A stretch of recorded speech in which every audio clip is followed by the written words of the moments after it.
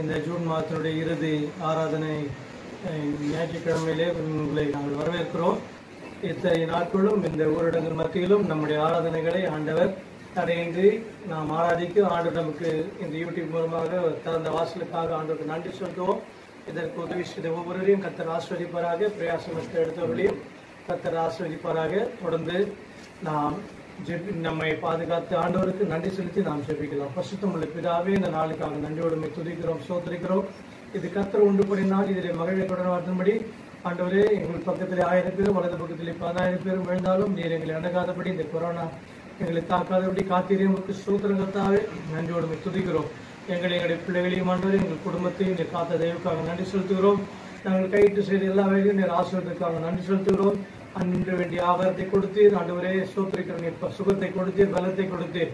தொடர்ந்து கர்த்தாவே, இந்த ஆராதனை உங்களுடைய நாமத்துக்கு மகிமையாக ஆண்டவரே, உங்களுடைய நாமம் மகிமைப்படும்படியாக ஆண்டவரே, உங்களுடைய நாமம் விளங்கும்படியாக நாங்கள் இதை கொடுக்கிறோம். பாடல்கள் செய்தி எல்லாவற்றையும் நீர் ஆசீர்வதித்தார்.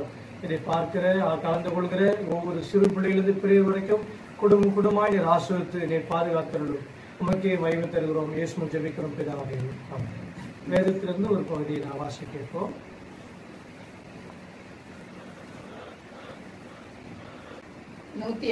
சங்கீதம் 1 முதல் 11 வசனம் வரை. கர்த்தரை துதித்து அவருடைய நாமத்தை பிரஸ்தாபமாக்குங்கள். அவருடைய செய்கைகளை ஜனங்களுக்குள்ளே பிரசித்திப்படுத்துங்கள். அவரை பாடி அவரை கீர்த்தனம் பண்ணுங்கள். அவருடைய அதிசயங்களை எல்லாம் தியானித்து பேசுங்கள். அவருடைய பரிசுத்த நாமத்தை குறித்து மேன்மை பாராட்டுங்கள். கர்த்தரை தேடுகிறவர்களின் இருதயம் மகிழ்வதாக. கர்த்தரையும் அவர் வல்லமையையும் நாடுங்கள். அவர் சமூகத்தை நித்தமும் தேடுங்கள். அவருடைய தாசனாகிய ஆபிரகாமின் சந்ததியே, அவரால் தெரிந்து கொள்ளப்பட்டவர்களாகிய யாக்கோபின் புத்திரரே, அவர் செய்த அதிசயங்களையும் அவருடைய அற்புதங்களையும் அவர் வாக்கின் நியாய தீர்ப்புகளையும் நினைவு கூறுங்கள். அவரே நம்முடைய தேவனாகிய கர்த்தர். அவருடைய நியாய தீர்ப்புகள் பூமி எங்கும் விளங்கும். 1000 தலைமுறைக்கென்று அவர் கட்டளையிட்ட வாக்கையும் ஆபிரகாமோடு அவர் பண்ணின உடன்படிக்கையையும் அவர் ஈசாக்குக்கு இட்ட ஆணையையும் என்றைக்கும் நினைத்திருக்கிறார். அதை யாக்கோபுக்கு பிரமாணமாகவும் இஸ்ரவேலுக்கு நித்திய உடன்படிக்கையாகவும் உறுதிப்படுத்தி, உங்கள் சுதந்திர பாகமான கானான் தேசத்தை உனக்கு தருவேன் என்றார்.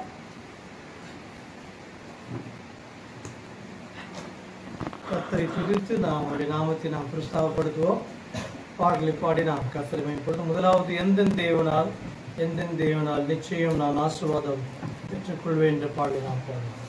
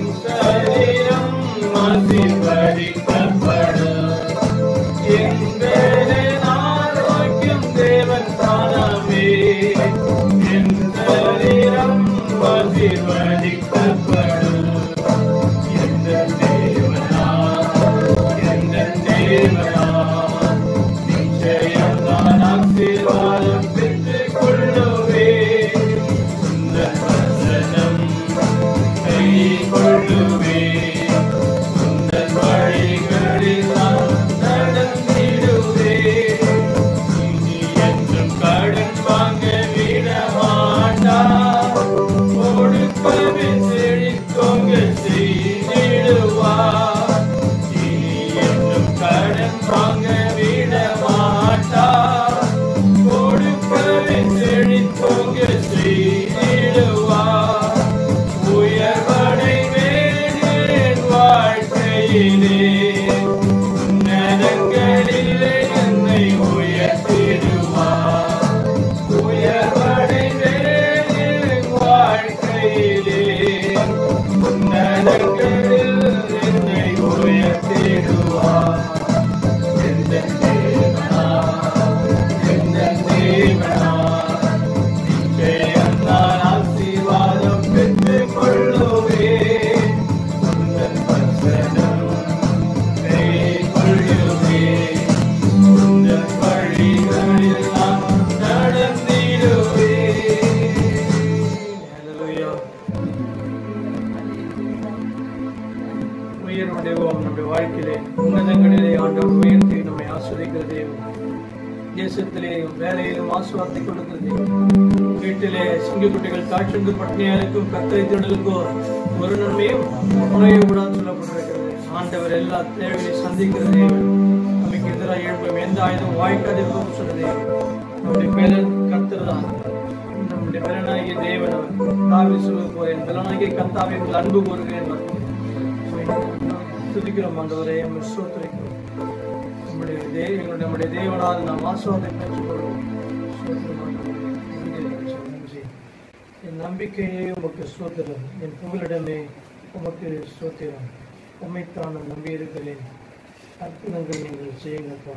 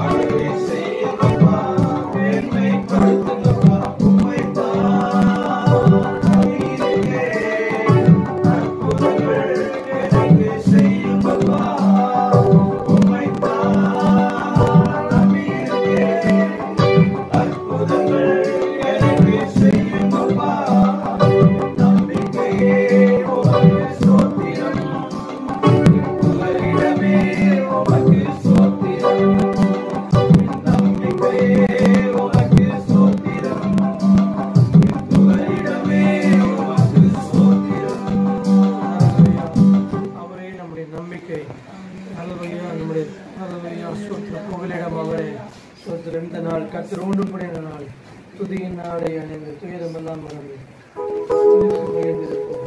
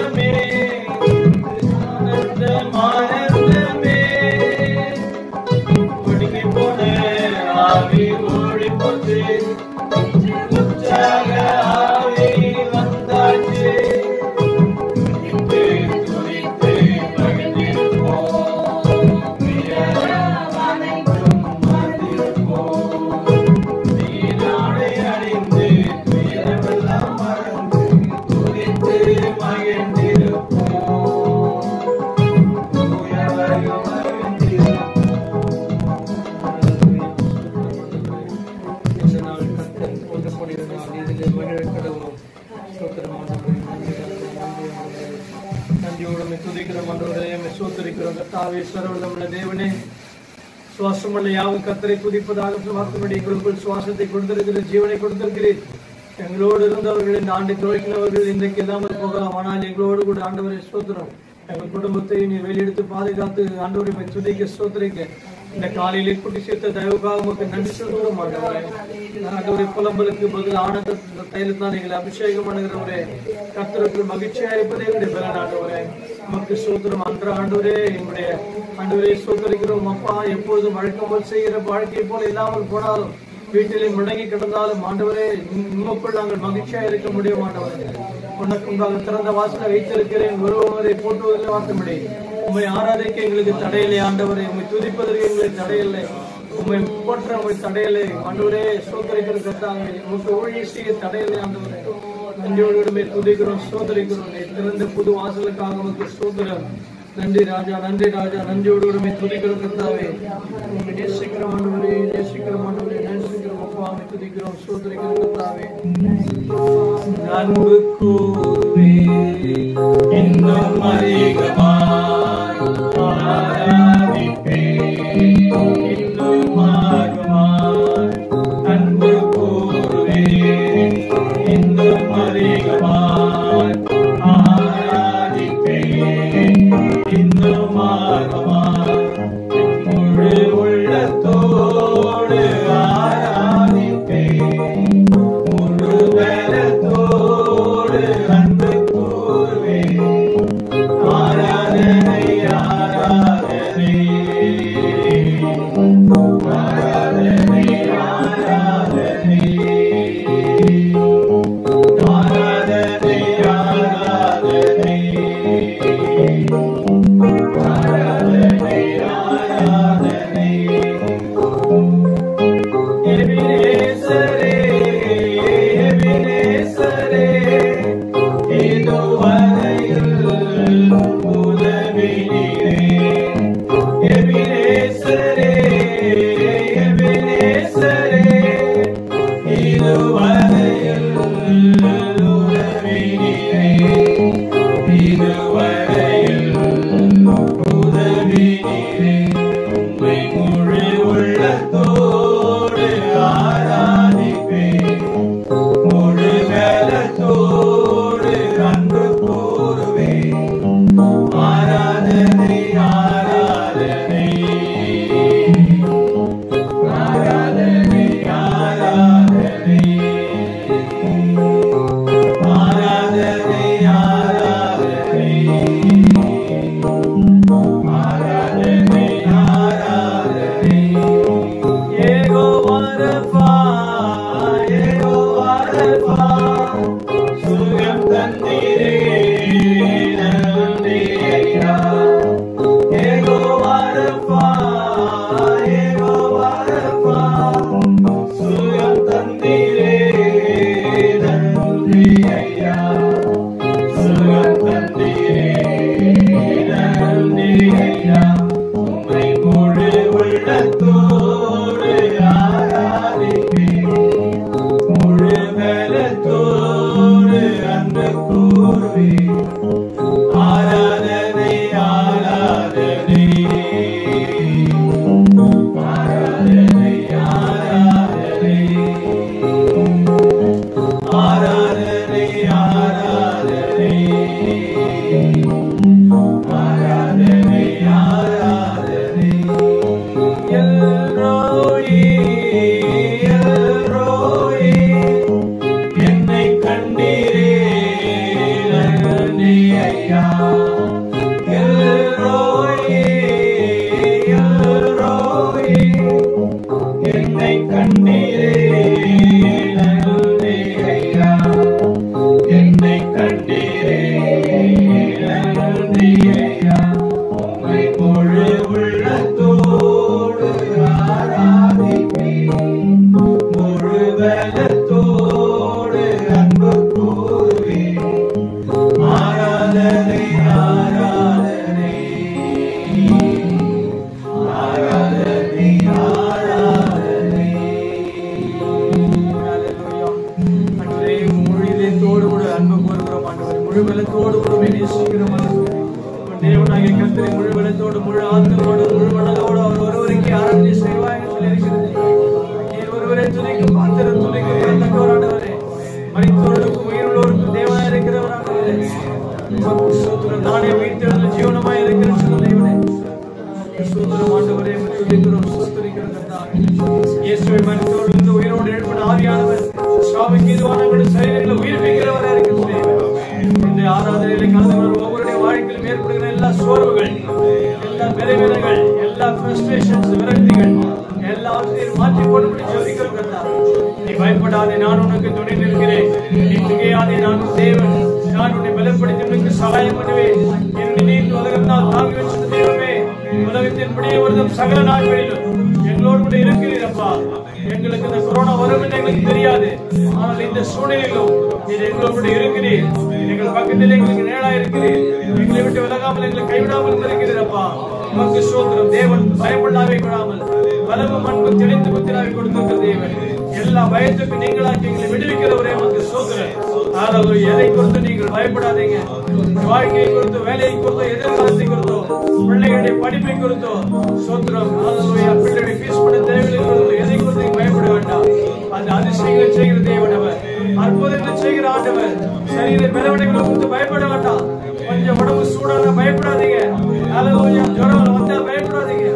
ஆண்டவர் கூட இருக்கிறவர். நானே ஒரு பரிகாரியை கர்த்தர், நமக்கு சுகம் கொடுக்கிற தேவன். ஒரு பலவீனத்தில் என் பலன் பூர்ணமாய் விளங்குகிற தேவன். ஸ்தோத்திரம் ஆண்டவரே, நன்றி அப்பா. எத்தனை பேர் வேலை போயிடுமோ பயந்தவர்களுக்கு 3 மாத சம்பளத்தை கூட்டி கொடுக்க ஆண்டவர் உதவி செய்தார். வாங்கின சம்பளத்தை விட அதிகமாய் கொடுக்க ஆண்டவர் அற்புதம் செய்திருக்கிறார். ஹல்லேலூயா. ஸ்தோத்திரம் ஆண்டவரே, நன்றி. அதிசயங்கள் செய்கிற தேவனே, அற்புதங்கள் செய்கிறவரே ஸ்தோத்திரம். நாங்கள் தேடும் பொழுது நீர் எங்களை கைவிடுவதில்லை அப்பா. நமக்கு ஸ்தோத்திரம் ஆண்டவரே. கடைசி மட்டும் காக்க வல்லவரே, பொறுப்படுத்தி நடத்துங்க ஆண்டவரே. இப்பொழுது தேசத்துக்காக, இந்த கொரோனா வியாதினால் கஷ்டப்படுவதற்காக சிவபர்தர் அவர்கள் ஜெபிப்பார்.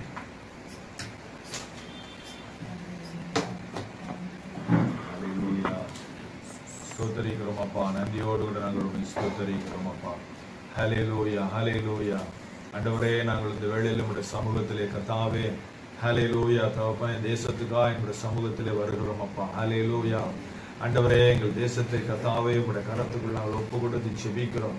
ஆண்டவரே, எங்கள் தேசத்திலே காணப்படுகிறதான ஹல்லேலூயா எல்லா விதமான போராட்டமான சூழ்நிலையையும் கர்த்தர் நீர் மாற்றி தரும்படி நாங்கள் ஜெபிக்கிறோம் ஆண்டவரே. ஹல்லேலூயா தகப்பனே, ஸ்தோத்திரிக்கிறோம் அப்பா. ஹல்லேலூயா. இந்த கொரோனா இந்த பாதிப்பினாலே ஆண்டவரே அநேக குடும்பங்கள் ஆண்டவரே தன்னுடைய சொந்தங்களை இழந்து தவித்துக் கொண்டிருக்கிற நாங்கள் பார்க்கிறோம் அப்பா. கண்ணீர் விடுகிறதை நாங்கள் பார்க்கிறோம் ஆண்டவரே. ஹல்லேலூயா. அவர்களுக்காக நாங்கள் கண்ணீரோடு ஜெபிக்கிறோம் அப்பா. இந்த குடும்பங்கள் எல்லாம் நீர் ஆறுதல் படுத்துங்க ஆண்டவரே. ஹல்லேலூயா. அவளை ஆறுதல் படுத்துங்க. நீ சகல விதமான ஆறுதலின் தேவன் என்று சொல்லியிருக்கிறீர்கள். உடைய வார்த்தையின்படி அந்த குடும்பங்கள் எல்லாம் நீர் ஆறுதல் படுத்தும்படி நாங்கள் உடைய சமூகத்திலே நாங்கள் ஜெபிக்கிறோம் அப்பா. மேலும் ஆண்டவரே, இந்த கொரோனாவை பரவாதபடிக்கு ஆண்டவரே நீர் காத்துக் கொள்ளும்படி ஆண்டவரே நாங்கள் மன்றாடி ஜெபிக்கிறோம். இந்த தேசத்தை விட்டு முற்றிலும் இந்த கொரோனா அழிந்து போகும்படி நாங்கள் கொண்ட சமூகத்திலே மன்றாடி ஜெபிக்கிறோம். ஒரு அற்புதத்தை செய்வீராக. ஹல்லேலூயா. எங்கள் தேசத்தின் மேல் இரக்கமாய் இருவீராக. எங்கள் தேசத்தின் மேல் தயவாய் இருக்கும்படி நாங்கள் உடைய சமூகத்திலே மன்றாடி ஜெபிக்கிறோம் ஆண்டவரே. ஹல்லேலூயா. கர்த்தாவே உமக்கு நன்றி. கர்த்தர் அப்படியே செய்ய போகிறதுக்காக நன்றி சுவாமி. நாங்கள் விசுவாசத்தோடு ஜெபிக்கிறோம் அப்பா. அற்புதங்களை நீ செய்ய போகிறதுக்காக நன்றி. எங்கள் தேச ஜனங்களை கர்த்தர் நீ பாதுகாக்கிறதுக்காக ஸ்தோத்திரிக்கிறோம் அப்பா. இது பரவாதபடி கர்த்தர் காத்துக்கொள்ள போகிறதுக்காக நன்றி செலுத்துகிறோம் அப்பா. அற்புதத்தை செய்கிறதுக்காக நாங்கள் உமக்கு நன்றி செலுத்தி விசுவாசத்தோடு நாங்கள் ஆண்டவரே இந்த ஜெபத்தை ஏறெடுக்கிறோம் ஆண்டவரே. ஹல்லேலூயா. கர்த்தாவே உம்மை நன்றியோடு கூட துதிக்கிறோம். விசேஷமாய் ஆண்டவரே வட மாநிலங்களை ஊழியர் செய்கிறதான ஊழியக்கார பிள்ளைகளுக்காக ஜெபிக்கிறோம். தேசம் எங்கும் ஊழியர் செய்கிற ஆண்டவரே ஊழியக்காரனுடைய பிள்ளைகளுக்காக ஜெபிக்கிறோம். உடைய குடும்பங்களுக்காக ஜெபிக்கிறோம். உடைய பிள்ளைகளுக்காக ஜெபிக்கிறோம் ஆண்டவரே. நீர் விசேஷித்து உம்முடைய பாதுகாப்பு ஆண்டவரே ஒவ்வொரு பிள்ளைகளோடு கூட இருக்கும்படி ஜெபிக்கிறோம் ஆண்டவரே. உமக்கு நன்றி. இந்த நாட்களிலே காணப்படுகிறதான ஆண்டவரே எல்லா குறைவுகளையும் கர்த்தாவே நீ நிறைவாக்கும்படி நாங்கள் ஜெபிக்கிறோம். ஹல்லேலூயா. ஆண்டவரே எல்லா விதமான பொருளாதார வீழ்ச்சியை கர்த்தர் சரிப்படுத்தி ஆண்டவரே கர்த்தர் நல்ல ஒரு நிலைமைக்கு எங்கள் தேசம் வர உதவி செய்வீராக. பெரிய வளர்ச்சி சீக்கிரமா எங்கள் தேசம் காண உதவி செய்யுங்க.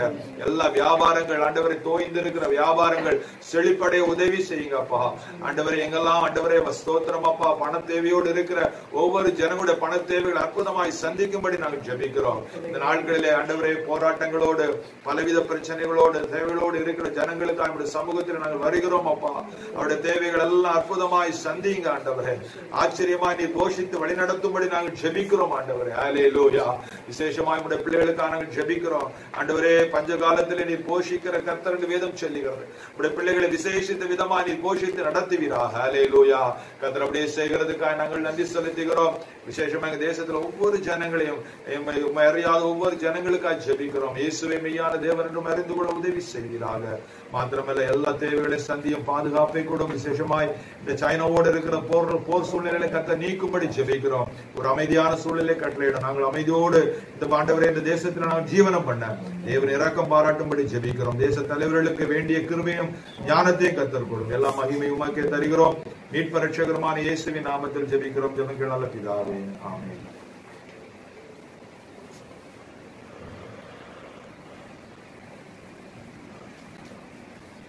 ஹல்லேலூயா. இன்று காலையிலும் உங்களை சந்திப்பதிலே, உங்கள் வீடுகளுக்குள்ளே வருவதிலே நாங்கள் மகிழ்ச்சி அடைகிறோம். கர்த்தர் நம்மை இதுவரைக்கும் வழி நடத்தி வந்திருக்கிறார். ஹல்லேலூயா. கரங்களை உயர்த்தி, ஆண்டவரே, இந்த 3 மாதங்களாக நாங்கள் சபை கூடி வராவிட்டாலும் எங்களோடு பேசுகிற தேவன், எங்களை ஆராதனைக்குள்ளாய் நடத்துகிற தேவன், உடைய பிரசன்னத்தை எங்கள் வீடுகளிலே அதிகமா இந்த நாட்களிலே உணர உதவி செய்திருக்கிற கர்த்தர். அதற்காக நாம் அவரை ஸ்தோத்தரிப்போம். இந்த நேரத்திலும் அவர் நம்மோடு பேசும்படியாக கண்களை மூடி நாம் ஜெபிக்கலாம். ஹல்லேலூயா. ஆண்டவரே, இந்த நேரத்திலே உம்மை நோக்கி நாங்கள் பார்க்கிறோம். இதுவரைக்கும் எங்களை வழி நடத்தி வந்த தேவன், இந்த 3 மாதங்களாக எவ்வளவோ பாதைகளை நாங்கள் கடந்து வந்தோம். ஒவ்வொரு குடும்பத்திலும் எந்தெந்த பாதையிலே சென்றார்கள் என்பதை நீர் அறிவீர் கர்த்தாவே. இவைகள் எல்லாவற்றிலும் உடைய வார்த்தை எங்களுக்கு போதுமானதா இருந்தது.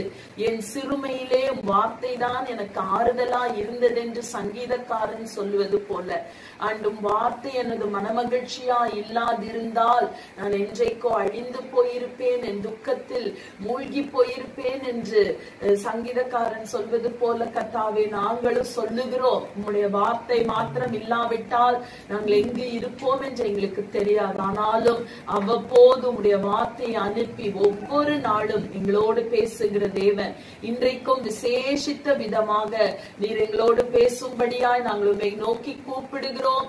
எங்களோடு இடைப்படும். எங்கள் இருதயத்திலே உம்முடைய வார்த்தை எழுதப்படட்டும். எங்கள் சிந்தையிலே உம்முடைய வார்த்தை எழுதப்படட்டும்.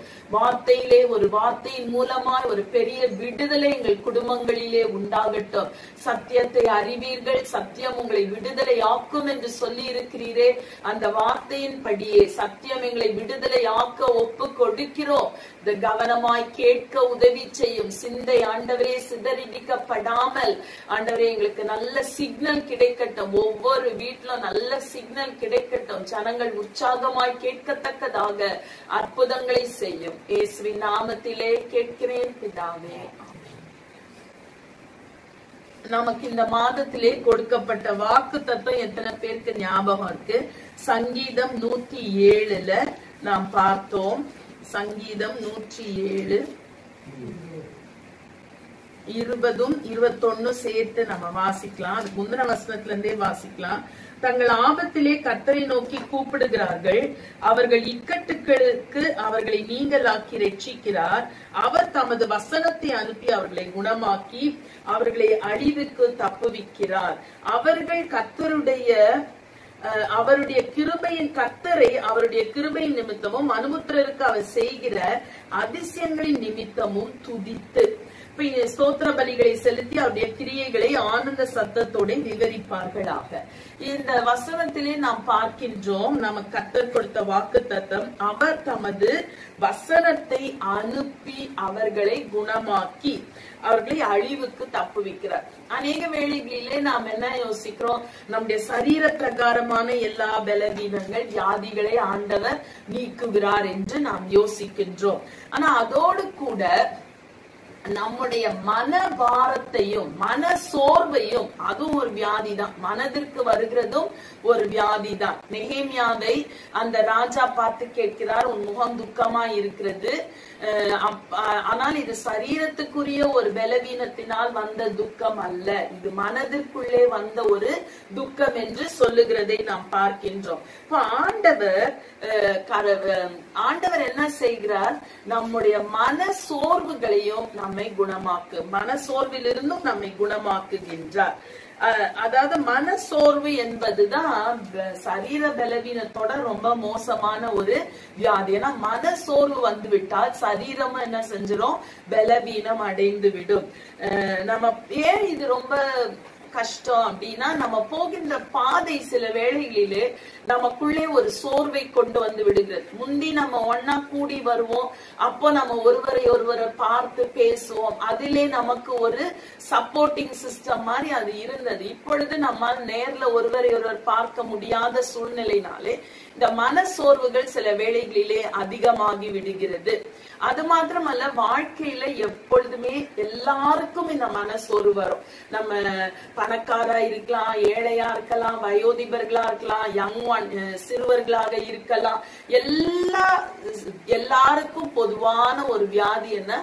இந்த மனசோர்வு. அது மட்டும் நம்ம வேதத்துல பார்க்கும் பொழுது அநேகருக்கு மனசோர்வு வந்திருக்கு. எலியா ஒரு வல்லமையுள்ள பிரசங்கி, வல்லமையுள்ள தீர்க்கதரிசி, அக்னியையே கொண்டு வந்தவர், அவருக்கும் மனசோர்வு வந்திருக்கு. இப்படி ஒவ்வொருவரையும் நம்ம பார்க்கும் பொழுது அநேகருக்கு மனசோர்வு. யோனா தீர்க்க தரிசனம் உரைக்கிற ஆண்டவர், இவரை கொண்டுதான் நான் நினிவேக்கு தீர்க்க தரிசனம் உரைப்பேன் என்ற ஒரு திட்டத்தை வைத்து செயல்பட்ட பொழுதும் அவரும் மனசோர்வுக்குள்ளாக மாறினார். இப்படி நிறைய நம்ம வேதத்துல பார்க்கும் பொழுது ஒரு மனசோர்வு வருகிறது. பேதுரு கர்த்தராலே அழைக்கப்பட்டு, நீ வா, நான் உன்னை மனுஷரை பிடிக்கிறவர்களாக்குவேன் என்று சொல்லி அழைக்கப்பட்ட பேதுருவும் கடைசியில 21ஆம் அதிகாரத்திலே நாம் வாசிக்கும் பொழுது பார்க்கிறோம், வாங்க நம்ம மறுபடியும் மீன் பிடிக்க போகலாம். ஒரு மனசோர்வு அவர்களுக்குள்ளே வருகிறதை நாம் பார்க்கின்றோம். ஆனால் எல்லாருக்கும் இது பொதுவானதுதான். நீங்க ஒருபோது யோசிக்காதீங்க, நான் தான் இப்படி சோர்வா இருக்கேன், எனக்கு மட்டும்தான் இப்படி ஒரு டிஸ்கரேஜ்மெண்ட் வருது. இல்லை, இது எல்லாருக்கும் பொதுவான ஒன்று. அதுவே நம்மளை உற்சாகப்படுத்தணும். ரெண்டாவது, இது ஒரு தடவை வந்துட்டு அதோட போய் விடுகிற வியாதி அல்ல. அடிக்கடி நமக்கு வருகின்ற ஒரு சோர்வு. நம்ம இந்த ஒரு பிரச்சனை வந்தது, ஒரு சோர்வு வந்தது, இதை மேற்கொண்டுட்டோம், இனிமேல் மனசோர்வே வராது அப்படின்னு நம்ம வாழ்க்கையில சொல்ல முடியாது. சூழ்நிலை, இந்த உலகத்துல நாம் இருக்கிற வரைக்கும் சூழ்நிலைகள் மாற மாற, பிரச்சனைகள் பெருக, நமக்குள்ள என்ன வந்துட்டேதான் இருக்கும்?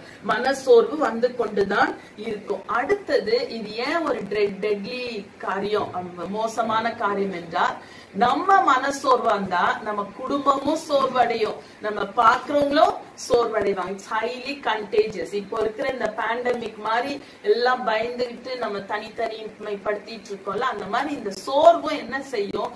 மற்றவர்களுக்கு தொற்றிக் கொள்ளுகின்ற ஒரு வியாதியாக நாம் பார்க்கிறோம். இல்ல, ஒருத்தர் சோர்வா இருந்தா எல்லாருமே என்ன ஆயிடுறாங்க? சோர்வடைந்து விடுகிறார்கள். அதனால இதை நாம் மேற்கொள்ளுகிறவர்களாக இருக்கணும். அடிக்கடி வருது, திரும்பி திரும்பி வருது, எல்லாருக்கும் வருது, மற்றவங்களுக்கு பரவுது. அதனால இதை நாம் மேற்கொள்ள பழகிக்கொள்ள வேண்டும். நம்ம வாசிக்கும் பொழுது நெகேமியாவின் புத்தகத்துல இருந்து ஒரு சில காரியங்களை நான் சொல்லலான்னு விரும்புறேன். நெகேமியா 4ஆம் அதிகாரம் 6ஆம் வசனத்துல இருந்து 11ஆம் வசனம் வரைக்கும் நாம் வாசிக்கலாம். இந்த நெகேமியா யார் என்று உங்களுக்கு தெரியும் நினைக்கிறேன். 1ஆம் அதிகாரத்துல எல்லாம் நீங்க அதிகமாய் நம் பிரசங்களை கேட்டிருக்கிறோம். நெகேமியா என்பவன் எருசலேமின் அலங்கம் இடிபட்டு கிடக்கிறதை கண்டு கேள்விப்பட்டு அதை குறித்து ஒரு பாரத்தோடு அவன் ஜெபித்து அழுது புலம்பி ஜெபித்து, எப்படியாவது என்னுடைய பட்டணம் மறுபடியுமாய் வால்ஸ் அலங்கம் கட்டப்பட வேண்டும், அதில் இருக்கிற ஜனங்கள் மறுபடியுமாய் உற்சாகப்படுத்தப்பட வேண்டும், அவர்களுக்குள்ளே பரிசுத்தம் வரணும், அவர்கள் மறுபடியுமாய் முந்தியிருந்த அந்த நிலைமைக்கு என்னுடைய பட்டணம் திரும்பணும் என்கின்ற ஒரு பாரத்தோடு ராஜாவுடைய உத்தரவின் பேரிலே எங்க வருகின்றார்? எருசலேமுக்கு வந்து கர்த்தர் தனக்கு கொடுத்த தரிசனத்தின் படியே அந்த அலங்கத்தை கட்டி முடிக்கிறார் என்பதை நாம் பார்க்கின்றோம். மிகவும் அற்புதமாக இதுவரைக்கும் நடந்திராத விதத்திலே 52 நாட்களிலேயே ஒரு பட்டணத்தின் மதிலை கட்டி அவர் முடித்தார். அப்படி அவர் செய்யும் பொழுது நடுவிலே அவரோடு சேர்ந்து அவருக்கு உதவியா இருந்த எல்லா ஜனங்களுக்குள்ளும் என்ன வந்தது? சோர்வு வந்தது. அதை நாம் 4ஆம் அதிகாரத்திலே வாசிக்கின்றோம். இந்த ஜனங்க ஆரம்பத்திலே என்ன சொல்றாங்க, வாங்க நாம் கட்டுவோம் என்றதும் எல்லாரும் அவரவர்கள் தோள் கொடுத்து அவரவர்கள் நெகேமியா என்ன சொல்றாரோ அதை செய்வதற்கு உற்சாகமாய் முன் வந்தார்கள். அவங்க ஆரம்பத்துல சோர்ந்து போனவர்களா இல்லை, அவர்களுக்கு ரொம்ப சந்தோஷம். அட்லீஸ்ட் இப்பவாவது நம்முடைய பட்டணத்திற்கு ஒருவர் உதவி செய்ய வந்திருக்கிறாரே என்ற எண்ணத்தோடு அவங்க நல்லா அதை செய்யணும் அப்படின்ற ஆர்வத்தோடு தான் அவர்கள் வந்தார்கள். ஆனால் 4ஆம் அதிகாரத்திலே நாம் வாசிக்கும் பொழுது வாசிக்கலாம். நெகேமியா 4ஆம் அதிகாரம் 6ஆம் வசனத்துல இருந்து நாங்க வாசிக்கிறேன். நாங்கள் அலங்கத்தை கட்டி வந்தோம், அலங்கம் எல்லாம் பாதி மட்டும் ஒன்றாய் இணைந்து உயர்ந்தது, ஜனங்கள் வேலை செய்கிறதற்கு ஆவலாய் இருந்தார்கள். எருசலேமின் அலங்கத்தை கட்டுகிற வேலை வளர்ந்தேறுகிறது என்றும் இடிக்கப்பட்ட இடங்கள் அடைபட்டு வருகிறது என்றும் சன்பல்லாத்தும் தொபியாவும் அரபியரும் அம்மோனியரும் அஸ்தோத்தியரும் கேட்டபோது அவர்கள் மிகவும் எரிச்சலாகி எருசலேமின் மேல் யுத்தம் பண்ண எல்லாரும் ஏகமாய் வரவும் வேலையை தடுக்கவும் கட்டுப்பாடு பண்ணினார்கள். ஆனாலும் நாங்கள் எங்கள் தேவனை நோக்கி ஜெபம் பண்ணி அவர்கள் நிமித்தம் இரவும் பகலும் ஜாமம் காக்கிறவர்களை வைத்தோம். அப்பொழுது யூதா மனிதர், நல்லா கவனிங்க, யார் ரொம்ப உற்சாகமா ஆவலா இருந்தாங்களோ அவங்க சொல்றாங்க, சுமைக்காரரின் பலன் குறைந்து போகிறது, மண்மேடு மிச்சமாய் இருக்கிறது, நாங்கள் அலங்கத்தை கட்டக்கூடாது என்றார்கள்.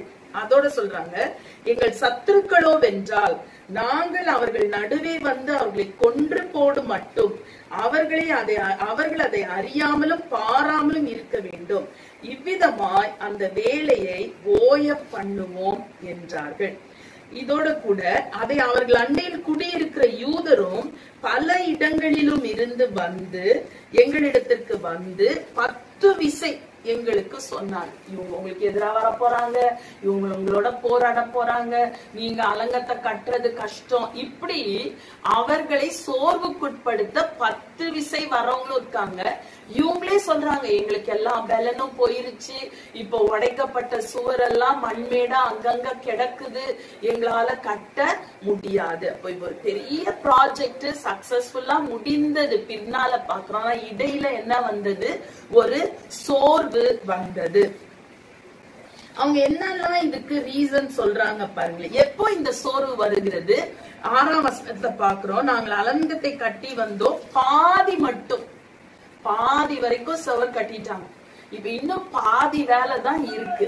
இப்போ கரெக்டா இப்போ ஆரம்பத்திலே சோர்வு வந்தா அவங்க என்ன செஞ்சிருவாங்க, சரி இந்த ப்ராஜெக்ட் வேணான்னு விட்டுறலாம், அல்லது கொஞ்சம் ரொம்ப கட்டின பிறகு சொல்றா இன்னும் கொஞ்சம் தானே இருக்குன்னு தங்களே அவங்க உற்சாகப்படுத்திக்கலாம். ஆனா பாதி வந்த பிறகு முன்னாலேயும் போக முடியாது, பின்னாலேயும் வர முடியாதுன்ற நிலைமையில தான் என்ன வரும், நமக்கு சோர்வு என்பது பிசாசின் ஒரு பெரிய ஆயுதம்.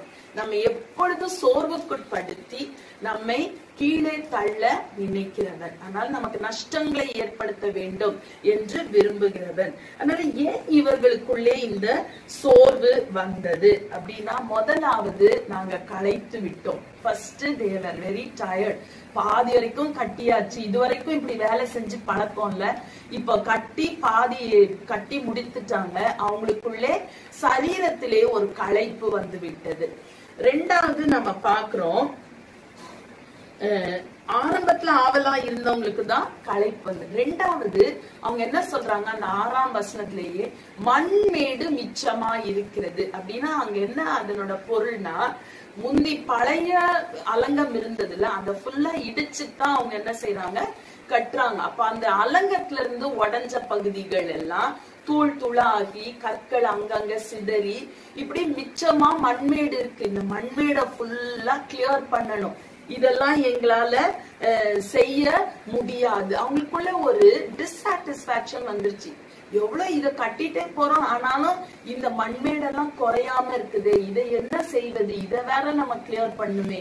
இப்படி அவர்களுக்குள்ளே ஒரு திருப்தியின்மை வந்து விட்டது, ஒரு ஃப்ரஸ்ட்ரேஷன் மாதிரி. என்ன இது இப்படியே இருக்கே, நிலைமை மாறாமல் இருக்கிறது, உற்சாகமா ஆரம்பிக்கும் பொழுது வேகமா நிலைமை மாறிடும்ன்ற எண்ணத்தோட ஆரம்பிக்கிறாங்க.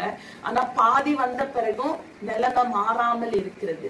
மூன்றாவது, இந்த 4ஆம் அதிகாரத்தை நம்ம முழுதாக வாசித்தோம் என்றால் அவர்கள் என்ன யோசிக்கிறாங்க, நமக்கு எதிரா இவங்க சண்டைக்கு வருகிறார். 10 விசை வந்து பண்றவங்க சொல்றாங்க பாருங்க, உங்களுக்கு விரோதமா அவங்க வரப்போறாங்க, கிட்ட வர வரைக்கும் தெரியாதபடி வந்து உங்களை அடிக்கணும்னு பாக்குறாங்க.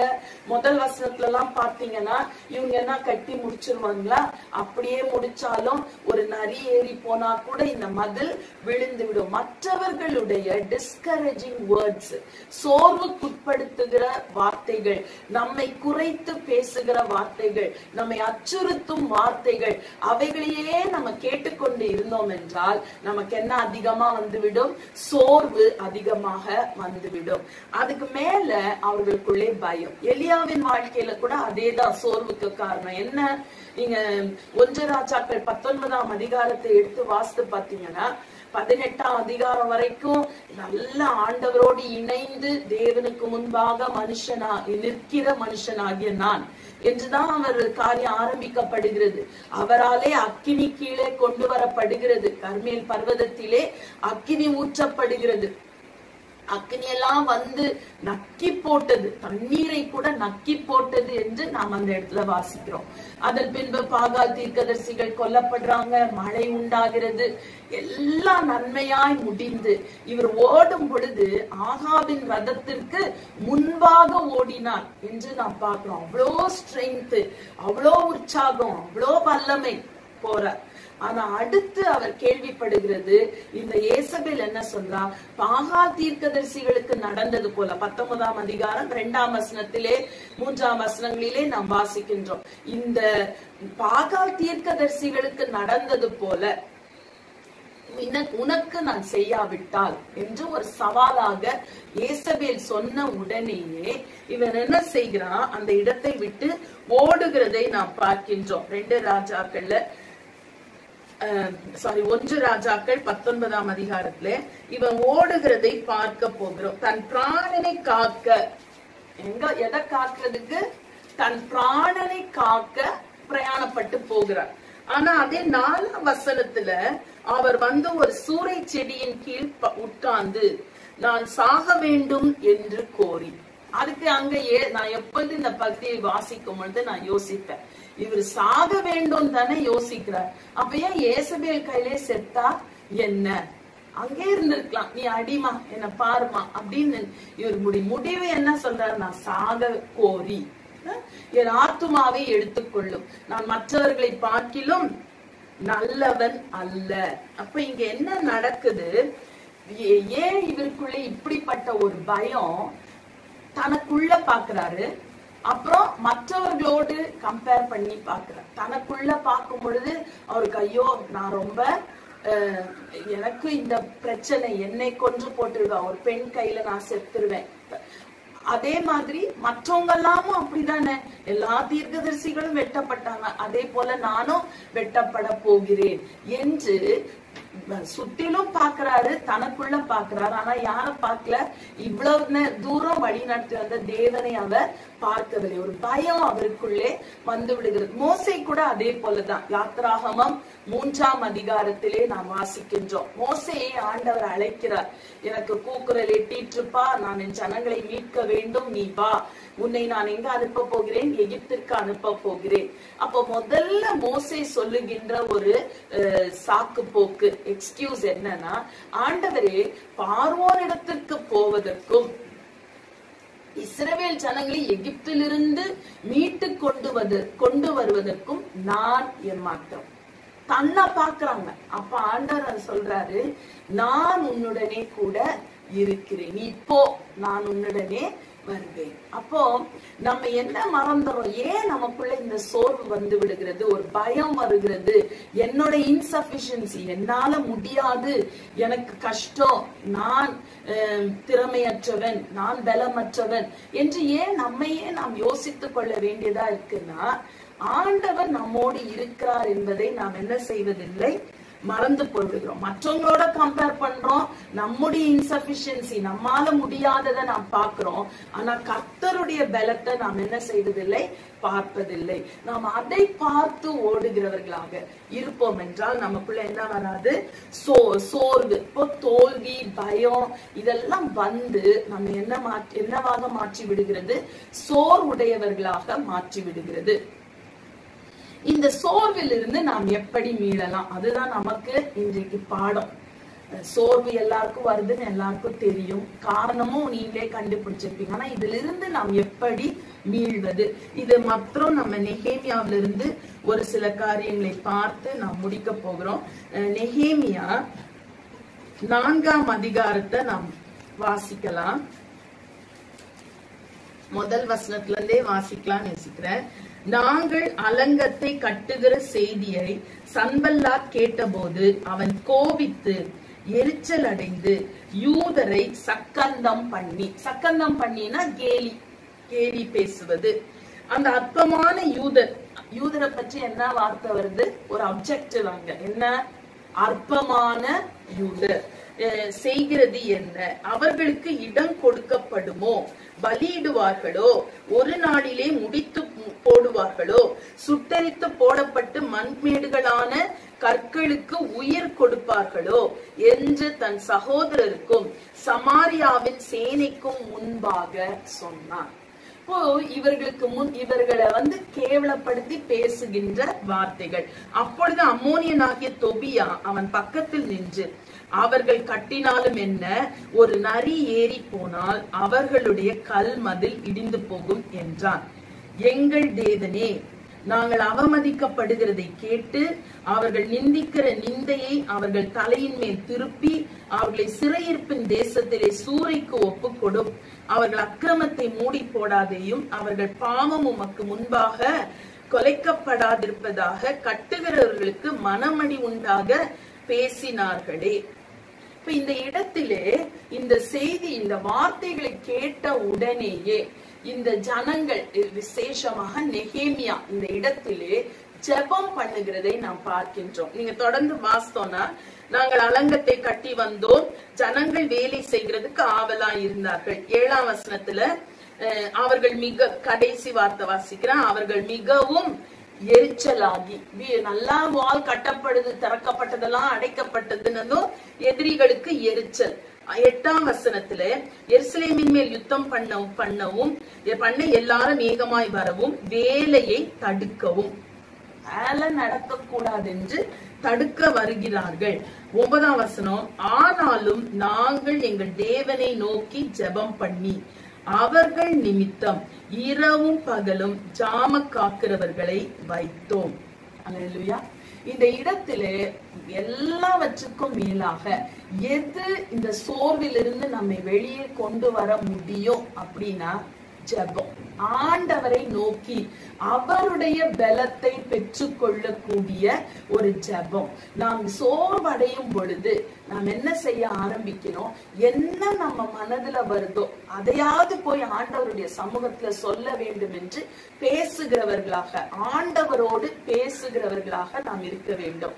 ஒரே பிரச்சனையே பேசினாலும் சரி, ஆனா ஆண்டவர் சமூகத்துல போய் உட்கார்ந்து நாம் பேசுகிறவர்களாய் இருக்க வேண்டும். ஜெபிக்க ஆரம்பிக்கும் பொழுது நமக்குள்ளே இருக்கின்ற சோர்வு நமக்கு அகன்று போகும். இப்படி நீங்க பாத்தீங்கன்னா இந்த சாப்டர்ல திருப்பியுமா ஒவ்வொருவரும், அப்பொழுது நான் பின்னால வருகிற வசனங்களிலும் முதலாவது எல்லாவற்றிலும் நெகேமியா அந்த ஜனங்களை ஜெபிக்கும்படி ஊக்கப்படுத்துகிறார். ஜனங்கள் தான் சோர்வுக்குட்படுறாங்க.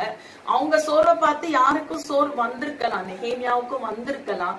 ஆனால் அவர்களை என்னத்துக்கு உற்சாகப்படுத்துகிறார் என்றால் ஜெபிப்பதற்கு உற்சாகப்படுத்துகின்றார். நம்முடைய வாழ்க்கையிலும் நமக்குன்னு நாம் வைத்திருக்கிறோம், இதை நாம் நிறைவேற்ற வேண்டும், நமக்குன்னு ஒரு கனவு, ஒரு தரிசனம், ஒரு கோல், வாழ்க்கை இலக்கு இருக்கிறது.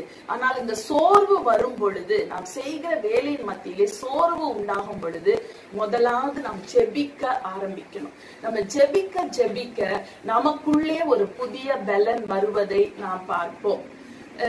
இந்த ஜெபிக்க நமக்குள்ளே மாற்றங்கள் வரும். என்னன்னா நமக்கு முதலாவது மாறணும்னா நம்முடைய சிந்தை மாற வேண்டும், நாம் யோசிக்கிற விதம் மாற வேண்டும், நம்முடைய பேச்சு மாற வேண்டும், நம்முடைய செயல்பாடு மாற வேண்டும். நீங்க இந்த 4ஆம் அதிகாரத்துல வாசிக்கும் பொழுது இந்த பாயிண்ட்ஸை நம்ம அந்த பகுதியிலிருந்து கண்டுபிடிக்கின்றோம். முதலாவது சிந்தையில மாற்றம். சிந்தையில எப்படி மாற்றம் வரணும்? அதாவது ரோமர் 12ஆம் அதிகாரம் 1-2 வசனங்கள் எடுத்துக்கொள்ளலாம். ரோமர் 12ஆம் அதிகாரம் 1-2 வசனங்கள்.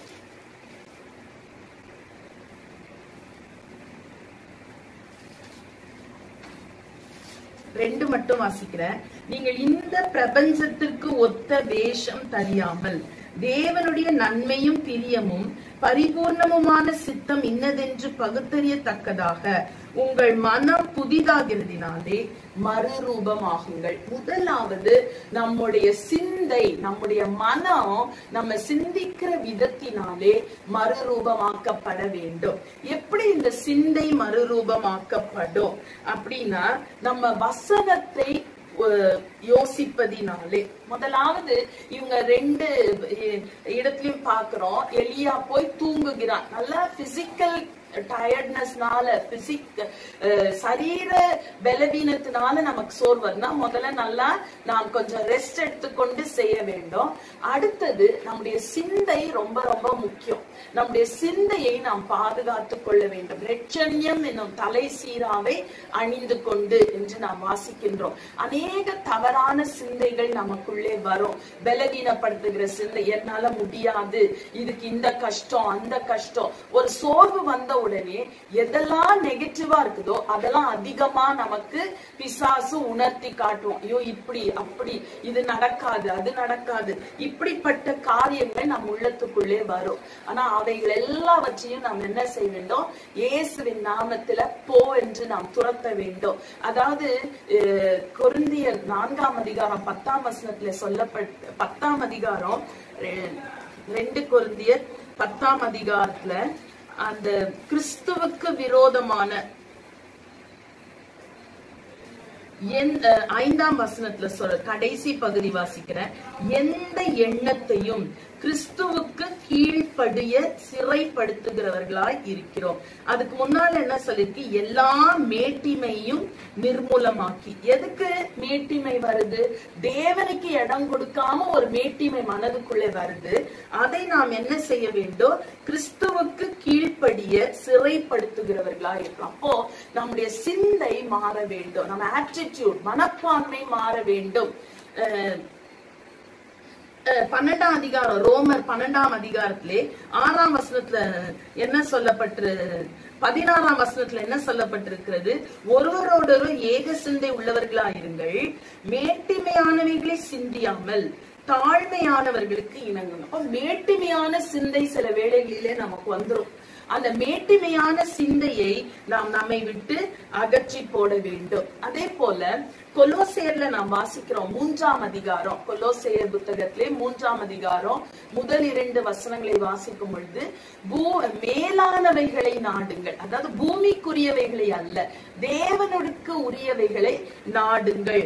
அப்போ நம்முடைய சிந்திக்கும் பேட்டர்ன் மாற வேண்டும். இந்த உலகத்துக்கு ஒத்த வேஷம் தெரியாமல் போட்டிருக்கு. வேஷம்னா சிந்திக்கிற திறமை இந்த உலகத்தை போல இருக்கக்கூடாது. நமக்குள்ள நாம் சிந்திக்கும் விதம் மாற வேண்டும், நம்முடைய மனப்பான்மை மாற வேண்டும். உலகம் எதுக்கு அதிக மதிப்பீடு கொடுக்கிறதோ அதற்கு நாம் மதிப்பீடு கொடுக்காமல் கர்த்தர் எதை முக்கியப்படுத்துகிறார், கர்த்தர் எதை எதிர்பார்க்கிறார் என்று நாம் யோசிக்கிறவர்களாக இருக்க வேண்டும். நெகேமியா 4ஆம் அதிகாரம் 14ஆம் வசனத்திலே நெகேமியா சொல்லுகின்றார்,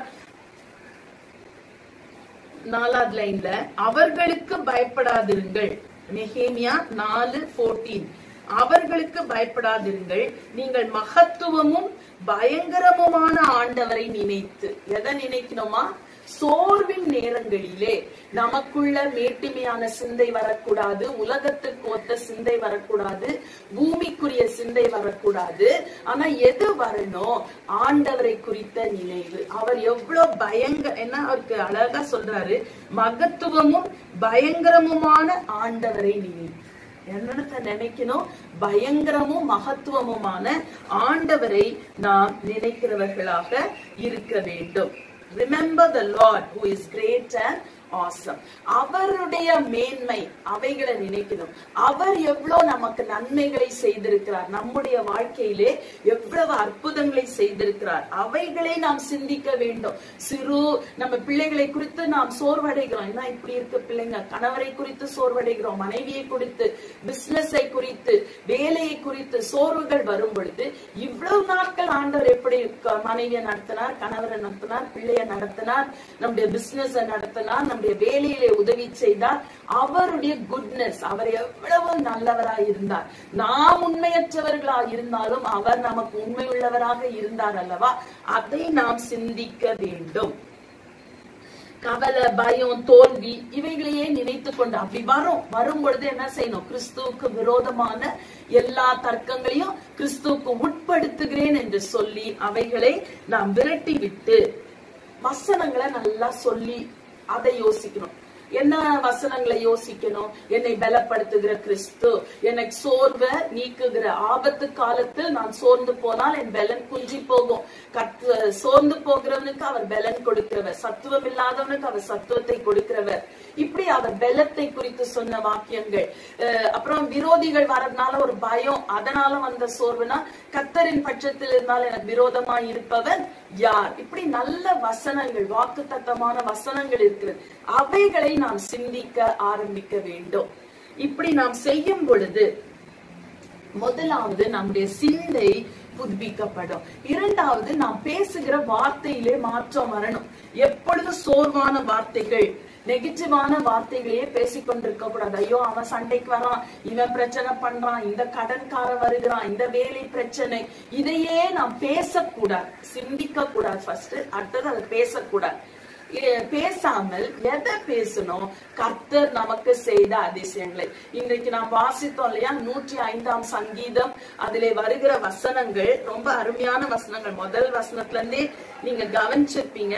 மறுபடியும் அதற்கு அந்த 2வது வசனத்தை மாத்திரம் நான் வாசிக்கிறேன். 105ஆம் சங்கீதம் 2ஆம் வசனம்.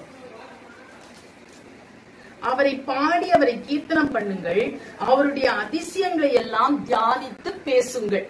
அவருடைய அதிசயத்தை என்ன செய்யணுமா? தியானித்து பேசணும். அவர் செய்த அதிசயங்களையும் அவருடைய 6ஆம் வசனம், அவர் செய்த அதிசயங்களையும் அவருடைய அற்புதங்களையும் அவர் வாக்கின் நியாய தீர்ப்புகளையும் நினைவு கூறுங்கள். இப்போ அவைகளை யோசிக்கணும், அவைகளை பேசணும். ஆண்டவர் சொல்லியிருக்கிறார், நான் யாத்ராகமத்துல, நான் உன்னோடு இருந்து செய்யும் காரியம் பயங்கரமாய் இருக்கும். நான் அவ்வளவு பெரிய அதிசயம் செய்வேன், இந்த வானத்திலும் பூமியிலும் இதுவரைக்கும் நடைபெறாத அற்புதங்களை நான் உனக்கு செய்வேன். நீங்க டைம் ஆகிறபடியா நான் சொல்றேன், குறிச்சு வச்சு வாசிங்க. யாத்ராகமம் 34:10-11 வசனங்களிலே. அப்ப நாம் அவருடைய அதிசயங்களை பேசணும். அவர் என்னென்ன நன்மை நமக்கு செய்திருக்கிறாரோ அதை பேசுகிறவர்களா இருக்கணும். இரண்டாவது, we must speak the truth. எல்லா சூழ்நிலையிலும், எவ்வளவு சோர்வான சூழ்நிலையா இருந்தாலும் உண்மையை நாம் பேச வேண்டும். உண்மையா இருக்கணும். பொய்யை அதை போட்டு புரட்டி கொண்டு நாம் இருக்க கூடாது. சகரியா 8:16 சொல்லி இருக்கிறது, ஒருவரோடு ஒருவர் நீங்க எதை பேசுங்க? உண்மையானவைகளை பேசுங்கள். மூன்றாவது, ஸ்பீக் வேர்ட்ஸ் ஆஃப் ஃபெய்த். விசுவாச வார்த்தைகளை பேசுங்கள். என்னால முடியாதுன்னு சொல்றது ரொம்ப ஈஸி. முடியாத சூழ்நிலையிலே நான் முயற்சி செய்வேன், கர்த்தர் எனக்கு உதவி செய்வார், நான் இதை செய்து முடிப்பேன் என்று நாம் பேச ஆரம்பிக்க வேண்டும். அதனால்தான் தாவீது என்ன சொல்லுகிறார்? என் கர்த்தராலே நான் ஒரு சேனைக்குள் பாய்வேன், என் தேவனாலே நான் ஒரு மதிலை தாண்டுவேன். மதிலை தாண்ட முடியுமா? முடியாது. ஆனா அது ஒரு விசுவாச வார்த்தை, கஷ்டம். ஆனால் கர்த்தராலே கர்த்தர் பலன் என்னோடு இருக்கும் பொழுது அவன் போர் வீரனா இருக்கிறபடினால அவன் ஆர்மியை குறித்து அந்த காரியங்களை பேசுகின்றான். சேனைகளை குறித்து, அந்த சேனை ஒரு மதில போல இருந்தாலும் அதுக்குள்ள நான் போய்விட முடியும். ஒரு பெரிய கோட்டை சுவருக்குள்ள இருக்கிற பட்டணமா இருந்தாலும் நான் அதற்குள்ளே போக முடியும். அப்படியே அவன் தைரியமாக விசுவாசத்தோடு பேசுகின்றான். கோலியாத்தை மேற்கொள்ளும் பொழுது அவன் விசுவாசத்தோட பேசினான். இப்ப விசுவாசத்தோட பேசும் பொழுது நம்முடைய சோர்வுகளை மேற்கொள்ள நமக்கு உதவியா இருக்கும். கெட்ட வார்த்தைகளை பேசக்கூடாது. எபேசியர் 4:29 சொல்லப்பட்டிருக்கிறது, கெட்ட வார்த்தைகளை பேசாதீங்க. மற்றவர்களுக்கு பிரயோஜனமான வார்த்தைய பேசுங்க. நமக்கும் பிரயோஜனமானதை பேசணும், மற்றவங்களுக்கும் என்ன பேசணும், பிரயோஜனமானவைகளை பேசணும். கொலோசேயர் 4:6 சொல்லப்பட்டிருக்கிறது, வம்பும் புத்தீனமான பேச்சு கூடாது. கொலோசியர் 4:6 மட்டும் வாசிக்கலாம். உப்பால் சாரமேற்றப்பட்டதாக அந்த வசனம். கொலோசேயர் 4:6 உத்தரவு சொல்ல வேண்டும் என்று நீங்கள் அறியும்படிக்கு உங்கள் வசனம் எப்பொழுதும் கிருபை பொருந்தினதாயும் உப்பால் சாரமேறினதாயும். நம்முடைய வசனம் கிருபை பொருந்தினதாக எப்படி இருக்கணும்? கிருபை பொருந்தினதாக. மற்றவங்களை நீதிமொழிகள்ல நம்ம வாசிக்கிறோம், ஏற்ற காலத்தில் சொல்லப்படுகிற நல்வார்த்தை வெள்ளித்தட்டில் வைத்த பொற்பழங்களுக்கு சமானம்.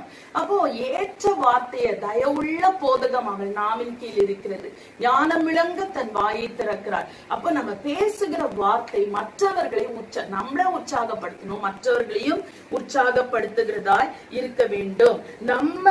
நம்மை நாம் ஆசீர்வதித்து பேசணும், மற்றவங்களையும் ஆசீர்வதித்து பேசணும். துதித்தலும் சபித்தலும் ஒரே ஊற்றிலிருந்து ஒரே வாயிலிருந்து புறப்படாது எங்க சொல்லியிருக்கு யாக்கோபு 3:அதிகாரத்திலே.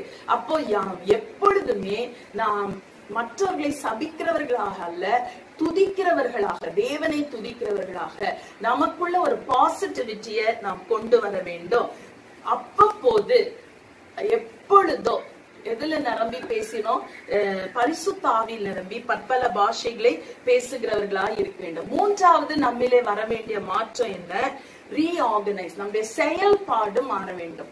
இவ்வளவு நாள் நம்ம செய்து கொண்டிருந்த முறையிலே நாம் செய்யும் பொழுது சோர்விலே தான் நாம் இருப்போம். எதை நான் மாற்றி அமைக்கணும்? என் வேலையில நான் எதை மாற்றி அமைக்கணும்? குடும்பத்துல நான் எதை மாற்றி அமைக்கணும்? ஊழியத்துல சோர்ந்திருக்கோமா?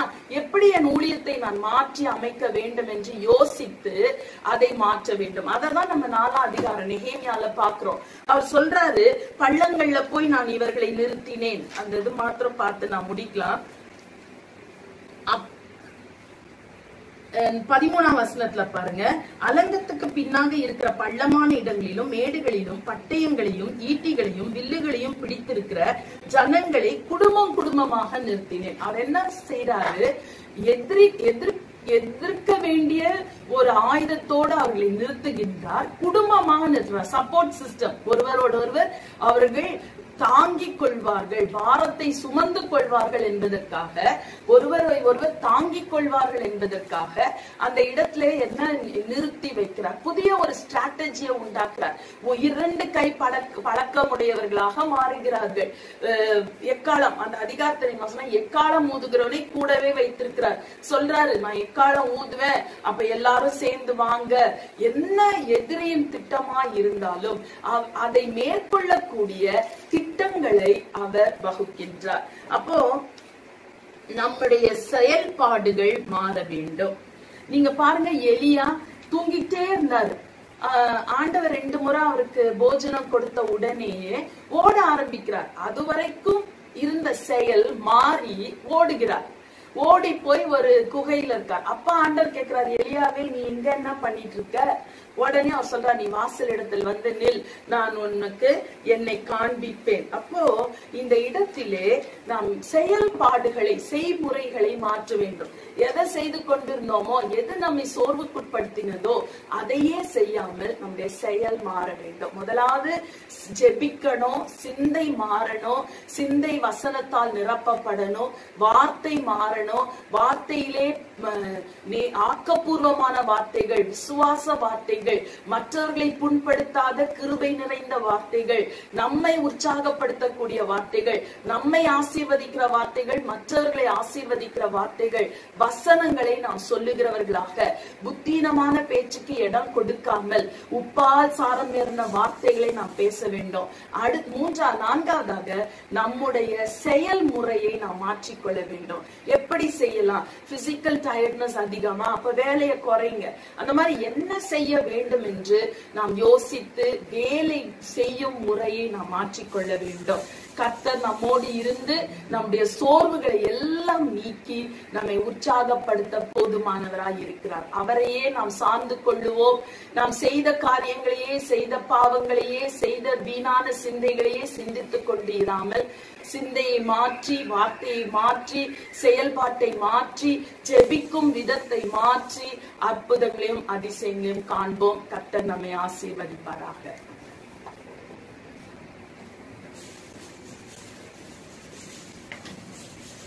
செய்தி உங்களுக்கு ஆசீர்வாதமாகவும் இப்படிப்பட்ட சூழ்நிலைகளுக்கு புரோஜனமாக இருக்கும் என்று நான் விசுவாசிக்கிறேன். சூழ்ந்து போறனுக்கு ஒரு பலன் கொடுத்து சத்துவம் இல்லாதவனுக்கு சத்துவத்தை கொடுக்கிற ஆண்டவர் நாம் செபிப்போம். பரிசுத்தமுள்ள பிதாவே, இந்த வேளையில் கர்த்தாவே, வீட்டிலும் தங்களுடைய வேலையை குறித்தோ, தங்களுடைய குடும்பத்தை குறித்தோ, தங்களுடைய வாழ்க்கை குறித்தோ ஆண்டவரே, நாங்கள் ஆண்டவரே ஊழியங்களை குறித்தோ சூழ்ந்து போயிருக்கிற எல்லா சோர்களும் நீர் விலக்கி நீர் எங்களை பலப்படுத்தும்படி செபிக்கிறோம். நீர்தான் எங்களுக்கு பலன் ஆண்டவரே. எங்களுடைய சிந்தையை மாற்ற உதவி செய்யும், எங்களுடைய செயல்பாடுகளை மாற்ற உதவி செய்யும், விசுவாசமான வார்த்தைகளை பேச உதவி செய்யும். கர்த்தாவே, அடுத்தவர்களை சோர்வுக்குள்ளாக்கூடிய வார்த்தைகள் நாங்கள் பேசாதபடி எங்களை காத்துக்கொள்ளும். கிருபைத்தாரும் ஆண்டவரே, உமக்கு நன்றி செலுத்துகிறோம். கர்த்தாவே, எங்கள் மனம் புதிதாகட்டும், மரபுமாகட்டும். இப்படிப்பட்ட சூழ்நிலை நாங்கள் எங்கள் சூழ்நிலையில் மேல் நோக்கி பார்த்து உண்மையை பார்த்து நாங்கள் எங்களை தேற்றிக்கொள்ள உதவி செய்யத்தக்கதாக, திடப்படுத்திக் கொள்ள உதவி செய்வதாக. ஒவ்வொருவரையும் ஆசிரியம், ஒவ்வொருக்கு பிரயோஜனமாய் இந்த ராஷ்டிரத்தை ஒவ்வொருவருடைய பேசும்படி செபிக்கிறோம். நமக்கு மகிமை தருகிறோம். கனத்தையும் எடுத்துக்கொள்ளும் இயேசுவின் ஜெபிக்கிறோம் பிதாவே.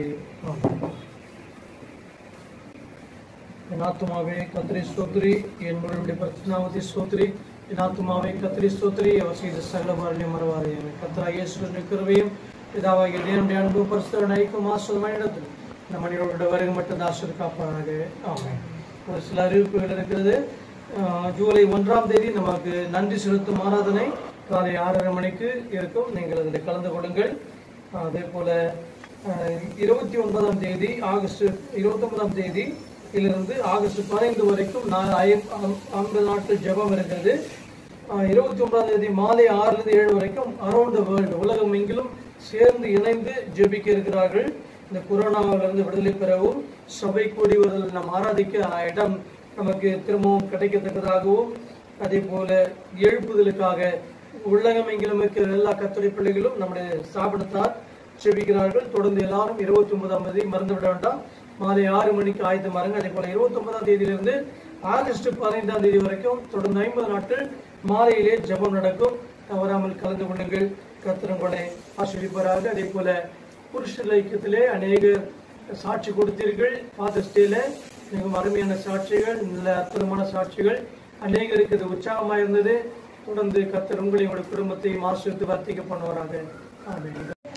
கர்த்தருக்கு அருமையானவர்களே, நம்முடைய சபையை சேர்ந்த வில்லாளன் சகோதரன் வில்லாளன் அவர்கள், பெரியா சிஸ்டர் அவருடைய, அதாவது நீலா அவருடைய அப்பா சிகாமணி ஐயா அவர்கள், கர்த்தர் அவர்கள் கடந்த நாட்களே மறைத்து விட்டார்கள்.